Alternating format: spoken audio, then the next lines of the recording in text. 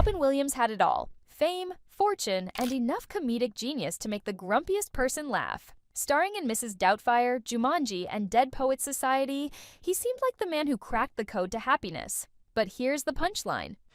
Maybe. He didn't. For Robin, comedy was his job, not his joy. Turns out, even when you have more money than Monopoly and the world thinks you're living a dream, happiness isn't something you can pick up at the comedy club. What does it say about life when even $50 million isn't enough to buy peace of mind? Little Robin Williams was born into privilege, but wealth couldn't fill the deep silence that surrounded him. Growing up in the suburbs of Chicago, he had everything, except for the presence of his parents. His father, Robert, was a high-ranking executive, while his mother, Lori, was warm and loving, but had her own social circles to tend to.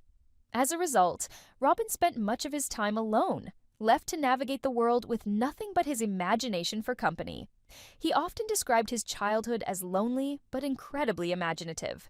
He created friends out of thin air, voices in his head becoming characters, and mundane objects becoming parts of grand adventures. His first audience was his own reflection, and the mansion's expansive halls were his stage. But there was more than just loneliness. Beneath it lay an observant child with a heart-craving connection. At school, things changed. Small, quirky Robin would become the class clown, cracking jokes to hide his shyness and deflect attention from bullies. Comedy was his armor, but it was also his key to belonging. He noticed something magical. This was his first taste of the power of humor, not just for entertainment, but for connection. In high school, the shy boy transformed. Joining the drama club, he found his tribe. Theater wasn't just an escape, it became his passion. His natural gift for mimicry and quick thinking stood out, and he reveled in every role, discovering the joy of embodying different characters. His teachers saw it too. He was special. The spark became a fire. Robin didn't just want to perform, he needed to. He enrolled at Juilliard, the prestigious art school, where his talent exploded into brilliance. There, he met Christopher Reeve, who became a lifelong friend. While other students honed their craft, Robin turned every class into an impromptu show. He couldn't be contained. What set Robin apart was his heart. He didn't just want to make people laugh. He wanted to touch their souls. The lonely boy who wandered empty halls had become a force of light, ready to fill the world with love and joy. Robin Williams exploded into the spotlight like a supernova. After graduating from Juilliard, his raw magnetic energy quickly found a home on comedy stages and television screens. The world's first real taste of his genius came with Mork and Mindy. Picture this: an alien in rainbow suspenders, rapid-fire jokes, and improvisation so sharp it made even his co-stars burst into laughter. Audiences didn't just watch Robin, they fell in love with him. His mind worked faster than anyone else's, and no two takes were ever the same.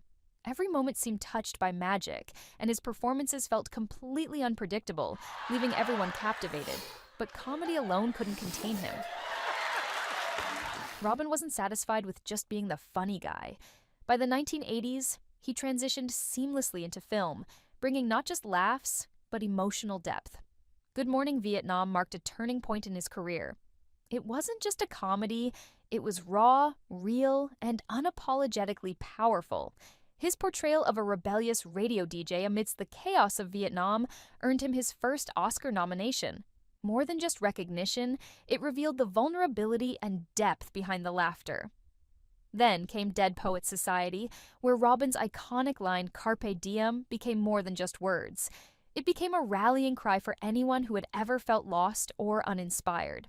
Robin didn't just play roles, he became them. And in doing so, he connected with audiences on a deeper, emotional level, leaving a lasting legacy that still resonates today. With fame came wealth, and Robin soon became one of Hollywood's highest-paid actors. By the late 1990s, he was pulling in $20 million for roles like Bicentennial Man, a testament to his extraordinary success.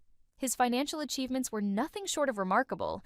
Take Mork and Mindy, for instance, where he earned $35,000 per episode, which is equivalent to about $130,000 today.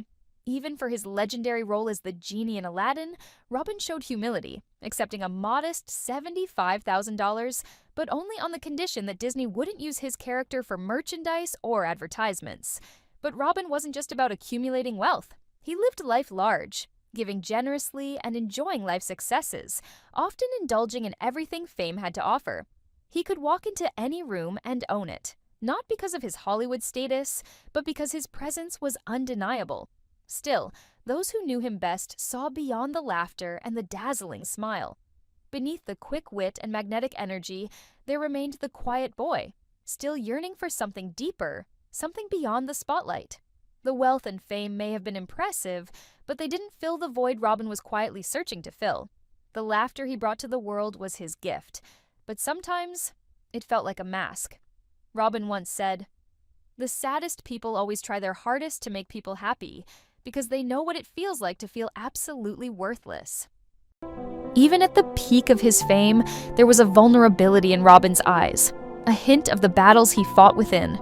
The golden years were dazzling, but fame is a double-edged sword.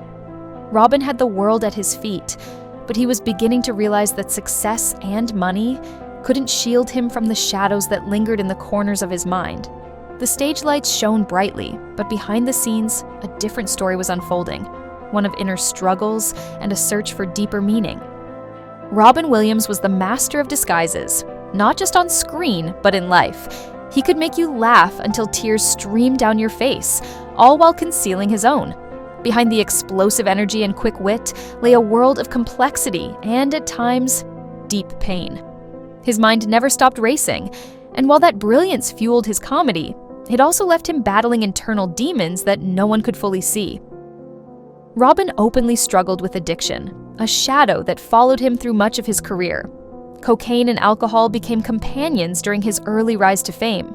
In the midst of his whirlwind success, there was a desire to escape, to numb the constant pressure of being the man everyone expected to be funny all the time. He later described cocaine as a way to slow down, to quiet the overwhelming noise in his mind. But addiction took a toll, and he fought hard to reclaim control. His sobriety at times seemed like a battle he was waging alone. There was also a profound loneliness beneath the spotlight. Robin's mind, always a step ahead, often felt like both a gift and a curse. His friends described him as a whirlwind of energy who could light up any room, yet they also knew that he had moments of deep melancholy. He once confessed that while he could make the whole world laugh, he sometimes felt unable to find his own joy. Tragedy struck in 1982 with the death of his close friend and fellow comedian John Belushi. Robin had been with him the night before he died of a drug overdose. The shock of that loss was a wake-up call. It forced Robin to confront his own spiraling habits. He vowed to change, and for a long time, he did. He focused on his family, his work, and his recovery. But the battle was never truly over. Robin also faced immense personal pressure. The need to be the best, to constantly outdo himself, was relentless. The fear of letting people down weighed heavily on him. Even at the height of his career, doubts lingered. Was he enough? Did people truly see him, or just the characters he brought to life? His relationships, too, were marked by highs and lows. He loved deeply, but sometimes struggled to maintain the connections he so desperately sought. His first 2 marriages ended in divorce, each leaving him to reflect on the cost of fame and the sacrifices made in its pursuit. Robin was a man who gave so much of himself to the world, yet often felt like he was grasping for something just out of reach. As he aged, new struggles emerged. Health issues began to surface, and with them, an even greater battle with depression and anxiety. Yet through it all, he kept performing. He kept making people laugh.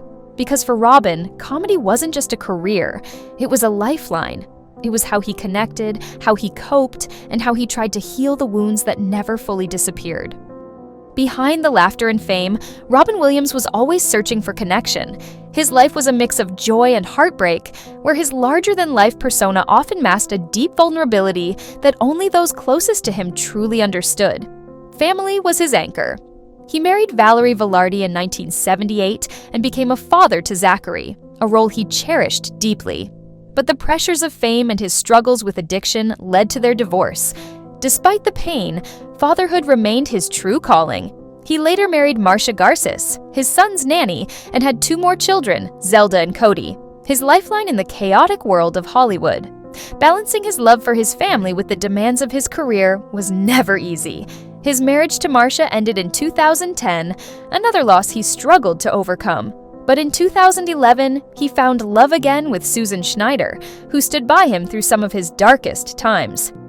Yet, even with her unwavering support, Robin's battles with depression and health issues continued.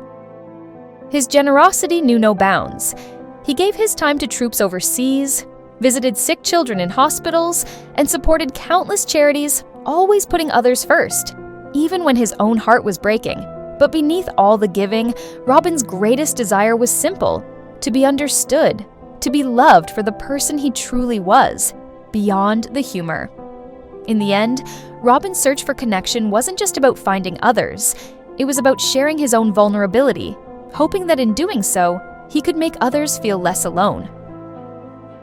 On the morning of August 11th, 2014, the world awoke to a devastating truth.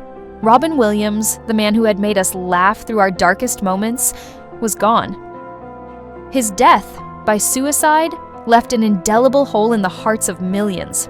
The loss was felt deeply by fans, friends, and family, all of whom had witnessed Williams' brilliance over the years. But as they mourned, a deeper and more tragic reality was slowly beginning to unfold. Behind Robin's infectious laughter and his incredible ability to connect with others through humor, something darker was quietly consuming him. In the months leading up to his death, Robin had become increasingly withdrawn and disoriented. The man who had been the life of the party, always quick with a joke or a smile, seemed to be fading. His mental state deteriorated, and those closest to him noticed troubling changes: confusion, memory loss, and an overwhelming sense of despair. He was no longer the energetic man who had once captivated audiences with his wild improvisations.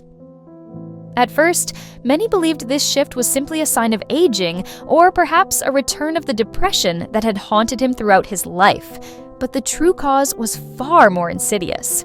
In the weeks before his passing, Robin was diagnosed with Lewy body dementia, a progressive brain disorder that can cause symptoms such as memory loss, hallucinations, and severe mood swings. The disease affects the same regions of the brain that control movement, and it is known for being particularly difficult to diagnose. For Robin, this meant a rapid decline in his cognitive abilities. He often felt confused and disconnected from reality, leading to intense emotional pain. In the days leading up to his death, Robin was struggling with the overwhelming effects of the disease. He was described by his wife, Susan Schneider Williams. He was being trapped in a fog, unable to escape from the constant battle inside his own mind. His family later revealed that he had been deeply affected by the hallucinations and feelings of paranoia caused by the dementia, symptoms that made it nearly impossible for him to find peace. Robin had tried to fight through it, continuing to work and interact with loved ones, but the weight of it all became too much to bear. Robin Williams used humor to heal, connect, and share his love with the world. But in his final days, there was no escape from the darkness within. His tragic death reminds us that mental health struggles are often invisible, even behind the brightest smiles. Let's honor his legacy by recognizing both the joy he gave us and the hidden battles he fought. Mental health matters. Let's spread compassion and keep Robin's spirit alive. If you found this story meaningful, don't forget to subscribe for more.